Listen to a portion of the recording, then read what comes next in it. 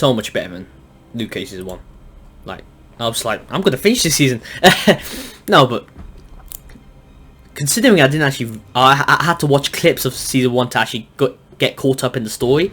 Luke Cage season 2 it's just a good refresh as well. I love Harlem. Luke Cage's relationship with Harlem, how he's becoming more famous, more internet savvy. Not internet savvy, like he's becoming more of an internet star. That's a cool modern like look at like how does this affect his psyche. Maybe he becomes a bit egotistical. It's really good stuff with Luke Cage. His story arc is so much better here. Sometimes he falls a bit behind the other supporting characters. Sometimes supporting characters there's more screen time on them rather than Luke Cage himself. But most of the part it does work. But when they show Luke Cage, you get a sense that he's doing something important. His arc is he's trying to stay stoic. He's trying to keep his image intact of like, I can sort out the city. But you see inside in the personal moments, you see he's struggling with how to deal with that. It's really good. And the villain is Bushmaster's such a good villain as well, because again he's not the only villain. He's competing with another mob boss, that older woman mob boss, and that whole thing where you realise maybe he's a bit of an anti-hero by the end, you know what I mean? And you see the justification why he's doing what he's doing when he's like you see the Jamaica flashbacks. That really brings a lot of flavour and a bit of flair to the show as well. Seeing where all these crime families came from, that was really cool. The fight sequences are really good as well. He's like Bushmaster on the bridge against Luke Cage, trying new and inventive ways to work with Luke Cage's bulletproof skin, and also seeing how Bushmaster tries to evade that. That was really cool. His accent is so funny as well. I love it. Bushmaster, so good, man, so good. It deals with some dark themes as well, like Bushmaster's mom got killed by that old mob boss's family, the older woman's mob boss's family. And she dies in the hands of her daughter, who doesn't want to be part of this mob family thing. Excuse me, I'm forgetting names. But that was really cool. I liked her. I like that young woman is portrayal in that season. The daughter of this mob boss, but she doesn't want to get involved because she never gave a crap about her. And it's that scene where she's like, I didn't give a crap about you. She was essentially an unwanted child because she got raped. She got raped. That was mad, you know. That was such a sick acting, bro. And the whole thing is just like Luke Cage, like you want to send them to jail, but you can't. You have to save them because you're a hero. You want to be a hero. You want to save these mob bosses from the other mob bosses. It's really cool stuff. I mean, eventually Luke Cage becomes the mob boss, and he has to take initiative and become that. But what cost does that have? And unfortunately, we're not going to see season 3 the ramifications of that. But the whole lead up to that happening, it's such an unconventional ending. It's like usually he'll be like, no, I can't become the mob boss. And he does that throughout the whole season, like, I can't take initiative, because I'm the hero, I can't be a mob boss to control everything, because I'll become the very thing I was trying to evade. But then he becomes that, and he's trying to justify to himself that he can sort out Harlem by becoming the kingpin, almost, of that place. It's really cool stuff, man. But I think even without season 3, the whole lead up to that is so well done. It's a really good season. It's not God tier because I might put in God tier, you know. I might, but it's not as memorable in the sense that I don't care as much to like the Luke Cage season 1. If Luke Cage season 1 was a bit better, I think I would have put Luke Cage season 2 at God tier. It just kind of holds it back a bit because I'm not as invested as much. But the whole thing when Iron Fist shows up in Luke Cage, season 2 is so good as well. There's a lot of good stuff to this, man. It's close to God tier, to be fair. The Punisher I'd put firmly as good. Just Go season 2 and Luke Cage season 2 are quite similar in terms of quality, in terms of these both are close to being God tier. Those in between, I'll put them there. Actually no, I'll put all the ones in the good's always the closest one to God tier. Whereas these ones are quite separate, if you know what I mean. Okay, then we move on to... Let's move on to Iron Fist season 2. Of course, after negative reception of Iron Fist season 1, in general, they had to change things up for Iron Fist, and and I thought that was going to alienate me as a viewer as a fan of season, not as haters of Iron Fist season 1. I was like, they were going to change things too much and make it feel like a completely different show and make it not as make sense. But they did a good job, really, really good job of just reinvigorating this series and justifying its changes and making it feel like a natural progression, make it feel like a natural progression, while also making it a change for the better of the series to make more people like the show, and made me even like the show even more and really respect this changes it's made, because they kind of transitioned from Danny Rand being the main character to Colleen Wing being the real Iron Fist, well, being the new Iron Fist. And Danny Rand, like, of course the trailers were like, oh, I'm going to take over from Daredevil after he died. But then he realizes he just wants the normal family life of Colleen Wing, and he doesn't want to get involved in this business side of things. Of course, that's an excuse to have less business scenes than there was in season 1, because people reacted not as much as to those scenes. Same for me. And no, of course, it just removed. I would have liked to see a bit more Rand Industries, but it was a sacrifice that needed to be made in order to like really get more of a grasp of who Danny Rand really is. Like, who is he? Instead of just guys like, oh, I'm the Iron Fist. Like, that's basically him in season 1. Just like reaffirming everyone, I'm the Iron Fist.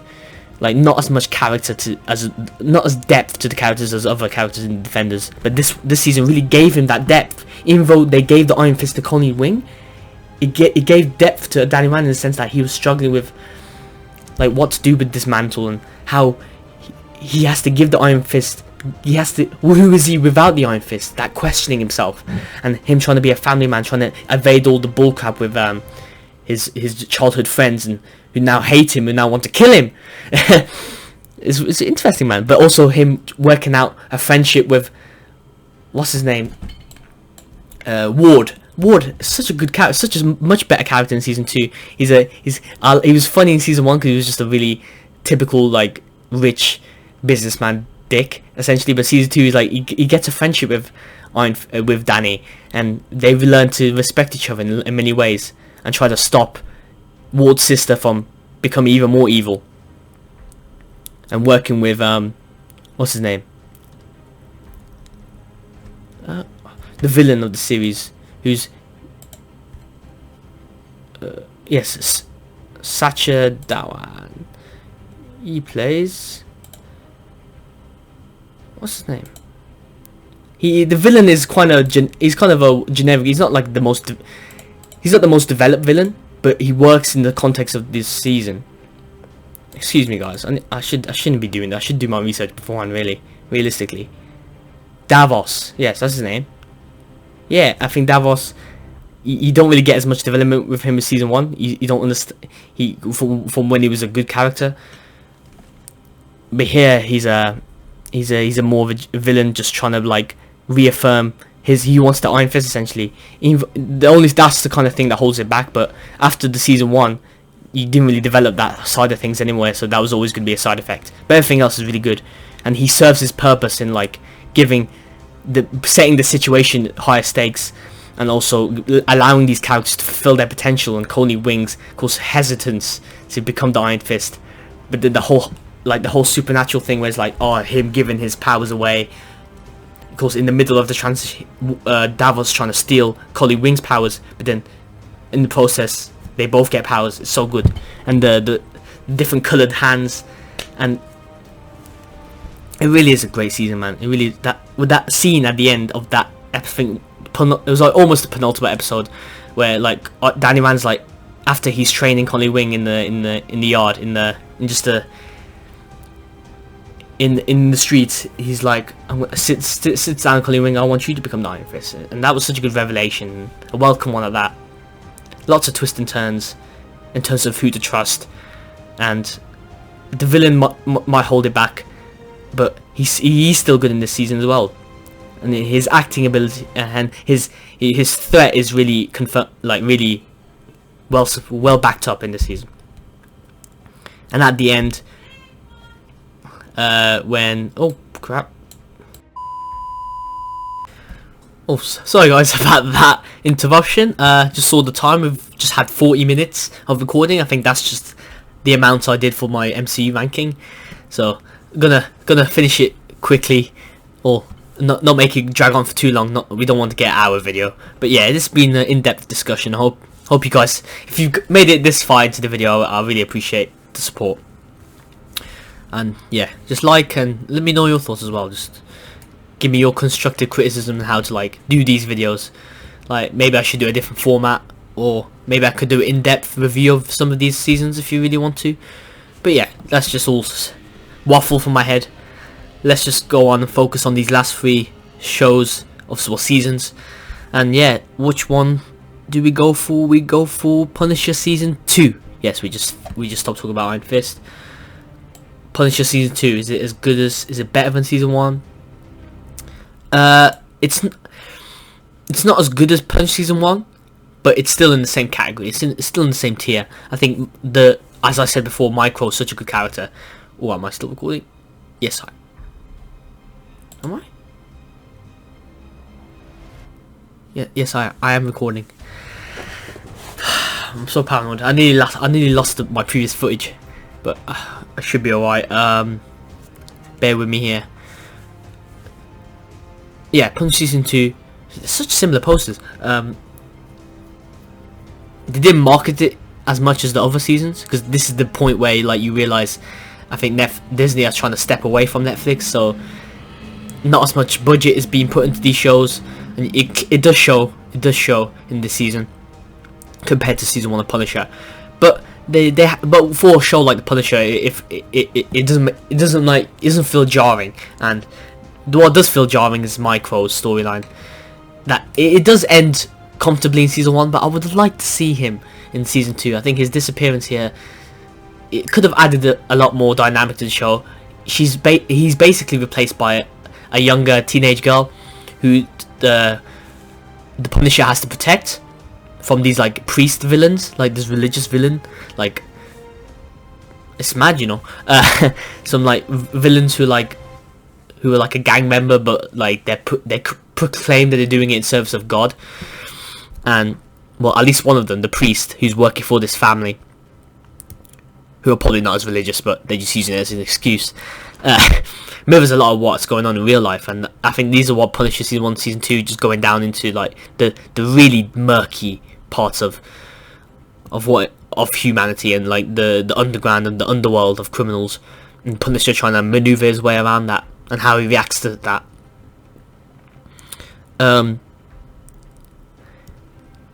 Is it good? I'm trying to remember. Yeah, the villain's good. I think he kind of becomes a. There isn't really like a threat or adversary as such. There's like multiple adversaries, but the relationship between the Punisher and the girl is good. Is good, but it does feel a bit like we've seen this before, like in Logan, like in that film. We've seen it in other films before, so it's like I've seen this before. But again, John Berthel is such a good actor. It's like he does a good job in any circumstance he's in. I like the settings that he takes place at the start, when he's in like that little small cavern hotel next to it, trying to try and pretend he's a normal guy, just hiding his inner Punisher. I think he steps away from that mantle at the start, but yes, he gets thrown right back into it when he sees the opportunity to get involved. He just wants to kill some criminals at the end of the day, and that was cool to see. The ending when he becomes Leather Jacket, full on Punisher, that was so cool to see. Jigsaw, I think, is much more interesting in this season than in season 1, because he's now become Jigsaw, and his interactions with psychiatrists and they fall in love. That was really good to see. I was really interesting in that. They really dive deep into, like, of course, a theme running in both of these seasons is that, like, the effects of the military, like what happens when you come out of the military, and there is some positive effects, but mostly it's negative effects as well. And how like he once still believes his mates. He learns, Jigsaw gains new gang members through their love of the military and their camaraderie, like what's it mean to be part of a team, you know what I mean? And of course that reflects back into their relationship as well, Frank and Jigsaw's relationship, and how that disintegrated. And you see that from flashbacks as always. So yeah, it's a good season, solid season. It's not as close to God tier as the other 4 seasons, in my opinion, but it does land itself in good. There's definitely more good stuff than bad. Again, pacing might have been an issue here. Some episodes feel a bit too slow, but for the most part, it's alright. It's good. And so we move on to the final season of Daredevil. In my opinion, the Daredevil season 1, season 2, season 3 is basically the Dark Knight trilogy in terms of quality, but on Netflix, like the Marvel equivalent. And it's another god tier. It's as simple as that. It's the perfect blend of this action-packed season 2 and also the slow build of season 1. It really combines both of these themes and makes it into a more coherent and more... Technically, you could say season 1's better, but season 3 is just a perfect molding of like the best of both worlds. Of like, okay, you want your action superhero shit, excuse my language, but you want the slow build character study. Of course, they use the Daredevil coming back to life, or come back to life, like him nearly dying as an instigator for him rediscovering himself and him questioning. Maybe the law isn't what's needed. Maybe being a lawyer isn't the way to go. Maybe it's just being full hard Daredevil is the way to go. Of course, nearly becomes a killer because of it. Nearly kills Kingpin. Kingpin's back to his full strength here in his white suit. Of course, season 1 is a different Kingpin before he becomes the full-on Kingpin. This one, he's full-on villain, master, manipulator. But it's so much more complex than that as well. Because Vincent D'Onofrio just oozes class, oozes sincerity, oozes control of the situation, even though he's in a prison. But he just gains more power and power as the season progresses. You know what's going to happen, but you still can't keep your eyes off it. It's just brilliant, man. And Bullseye's introduction, that's not even taking into account him. They had to introduce a whole new tin of worms, a character from the Daredevil comics that of course it's hard to get these things right, and especially when you have all these other characters as well, and you have to do it all in one season, introduce him and make him a viable threat. And he's so good in this season, him masquerading as Daredevil, him trying to form a relationship with his girlfriend, even though he has some mental problems himself. How he gets manipulated by Kingpin, but then he realizes he's being manipulated, and the showcase of his powers. Talk about action packed. The Bullseye's powers are really done well. Of course, they can't do as comic booky mental as like the Daredevil movie ages ago. Probably not the best way of doing it now. It's a pretty cheesy way of doing it. Here they do a perfect job of portraying Bullseye on live action. Really good. A threat is there, certainly. Him taking the identity of Daredevil, making Daredevil look like the villain, and Kingpin trying to make himself look like the hero. And you have Agent Nadani, was it? No, that's from Punisher. Excuse me. Agent Nadeem, who's a new character from the FBI. Of course, previous seasons of like all the other shows, maybe sometimes the CIA aspect is not the best, most exciting bit of the show. But here, that make the FBI focus is also even more interesting because they integrate it more into the storyline itself. Something of which I mentioned in Punisher didn't do so well. Integrating that FBI aspect into the main storyline itself of the hero's journey. And Agent Nadeem finding out that he's part of the corrupt Kingpin control of the FBI. That was a shocking revelation in itself. So many good aspects, man. Everything's perfect. Pitch perfect. The religious symbolism, the religious connotations. That's what stands Daredevil up about from other heroes as well. His religious links and how that affects him, his beliefs. And of course, you see more about his past as well, how his mother factors it into all of it. Karen Page is really well done here. Foggy Nelson's really done. You see Foggy Nelson's family, how he interacts with them, how they're a loving family, and you understand now why he kind of left Daredevil and how he. Of course, I know they believe Daredevil's dead. They revealed that at the perfect time, but also Foggy Nelson, you understand some of the decisions he made in season 2 and season 1 through his interactions with family life. You see now more of him. They have time for every character in the show, but of course they have the hero's journey as the main focus. Really, really god tier, man. God tier. And I'm probably acting more enthusiastic about this review is because, of course, Daredevil season 3 was the most recent, well, one of the more recent seasons that just came out, so I remember it quite vividly. So yeah, that's why I remember most of it, man. It's mad. Just thinking about it is amazing. And at the end, Daredevil doesn't want to. It's like you've seen it before, but they do it. It's such a cool way. Good twist on it. Good Netflix way on it. Him refusing to kill Kingpin that speech at the end, like, I beat Kingpin, I beat you, I'm not gonna kill you, I'm gonna take the high ground, forming the blackmail for his love for Kingpin's love. It says, if you try and kill me, I'll expose her for her crimes. Amazing, amazing. And now we have the final season of Jessica Jones, and it was never intended to be the final season of like everything, obviously, because they cancelled it pretty much. But I feel this season hasn't got the recognition it deserves. I'm gonna go good just to play it safe, because I've recently just watched it, actually, a couple of, like last week or 2 weeks ago. So I still haven't got my full like thoughts on it. It's close to God tier in my opinion. But I'm just gonna put it in good for now, for just to keep it safe. But really, it really does a good job bookending the Jessica Jones character. But it's not about, it doesn't focus on that, of course, because it wasn't meant to. But Jessica Jones, like, where does she go from here after these 2 seasons? Does she continue to be mad at Trish for killing her mom? And they do a good job on like making you really, really, like, this is the most you've ever cared for these 2 characters, Trish and Jessica. Really well done. They do the standard trope, having a flashback episode of Trish when she was a kid,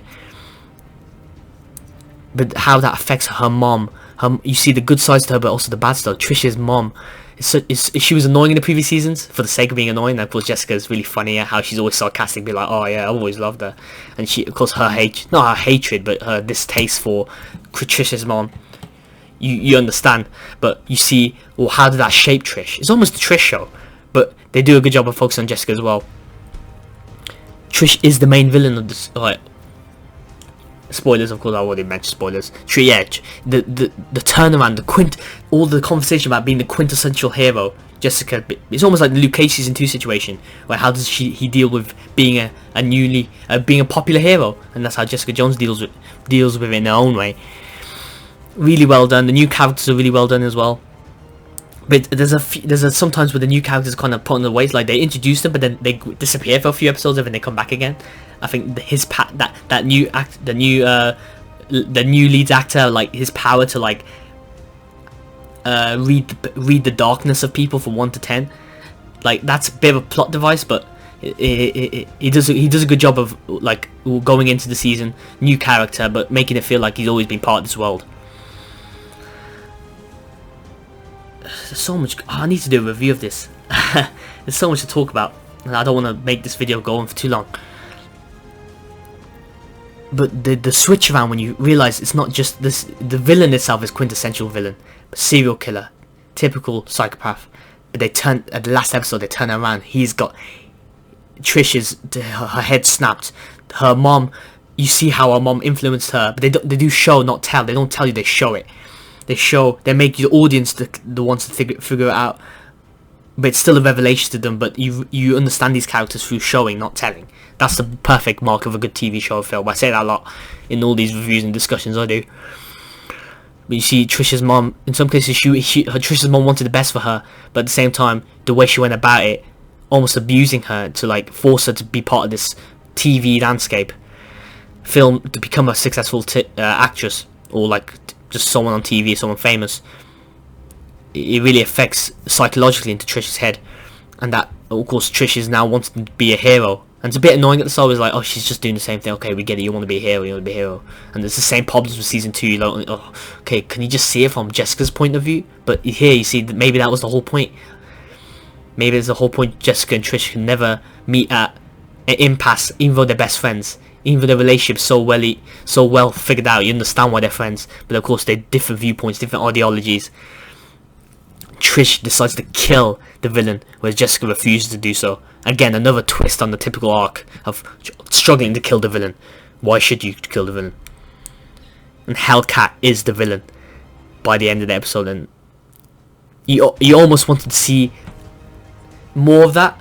But you don't just want to see Hellcat be the main villain for the last episode. By then it's like it's too late. It's the last episode. But they do the pacing of this season is really good. Again, what holds it back is some of the characters disappear and then they come back. Some characters disappear and then like reappear a bit. So it's hard, but the main focus is Jessica and Trish, so you can't fault them much for that. Agent Hogarth, not agent, lawyer, the lawyer Hogarth, of course. She's the best she's ever been in this season, in my opinion. Struggling with a disease, but also trying to revisit her past, trying to tie up loose ends. But you also see her manipulative side, but also you care about her in the sense that she just wants to fulfill her duty. She wants to just end on a high note. She wants to be the lawyer. She wants to be the best lawyer she wants to be, while also being the best partner and loving carer she wants to be as well. There's always shades of grey in every character. That's what Jessica Jones does so well. That's what Jessica recognizes so well. Jessica never sees things as black or white, but here she has to look at herself. Even Gregory Salinger, who's not the main villain by the end, he's the villain for most of the series, and he does such a good job. Especially in that scene where he traps Jessica in the chair, tries to take pictures of her, and they're talking about what makes a quintessential hero. Man, it's so good. So yeah, it is close to God tier. I might put maybe I should put it in God tier, but I've just recently watched it, so that might cloud my judgment, so to speak. And so yeah, there you have it. There's my ranking. Again, not terrible, no terrible shows. I think the Marvel Netflix legacy will always live on in my head as really being a subversive storytelling, while also staying true to what these characters are, and these are different characters from what you see in the MCU, and that's cool, that's fine, that's nice. Marvel Knights, separate from the Marvel comics, the mainline Marvel comics, and this was almost the perfect representation of that. It's really good, man. They did the best they could do, man. And of course, you hit some bumps in the road, but most of all, it was just I want to see some of these characters back. Hopefully, Disney put them into Hulu or something like that. Maybe continue some of the shows, but I don't mind some of them just ending it, because in some cases the endings really leave a good bookmark on the series. But all of these actors are so well cast. The perfect balance between comic book representation and also like real world mechanics, if you know what I mean. And yeah, let me know what your thoughts are of this below. How would you rank it? The only thing I'm a bit hesitant towards is Iron Fist above Luke Cage season 1, because I know many of you probably would disagree and do that the other way around. But again, like I said, Luke Cage I didn't finish, so that says a lot. And I liked Iron Fist more than some people would. I wish Defenders was better. I might need to give that a rewatch. I think it's alright. I think, yeah. But it's not. It wasn't. It was. These shows were never about like It was never about like the MCU, like bringing them all together like the Avengers. It was all about just character study, for the most part. Yeah. Hopefully they bring some of these characters back. The way they end Jessica Jones, they added a little scene at the end because they knew they were going to cancel it, so they had to add a little extra like bookend. You think, because you see David Tennant come back for that last voiceover to Jessica, say, "Oh yeah, be the coward, leave New York. You're the coward." Basically, that's what he's saying. That's what you imply that he's saying. You don't know what Jessica's going to do. Jessica stands against the male oppression, the male dominance. Kilgrave. For the final time. Okay, I'm just spouting nonsense now. Daredevil trilogy, sensational. It's a trilogy in my eyes. Jessica Jones is my second favourite. But all the characters are really likable. All the characters, by the end of all this journey, of their journeys, of most of these characters' journeys, of all of these characters' journeys, all the heroes are really they will be remembered in my mind, and hopefully in your minds as well. And with that said, thank you guys for watching, and I'll see you guys next time. Bye!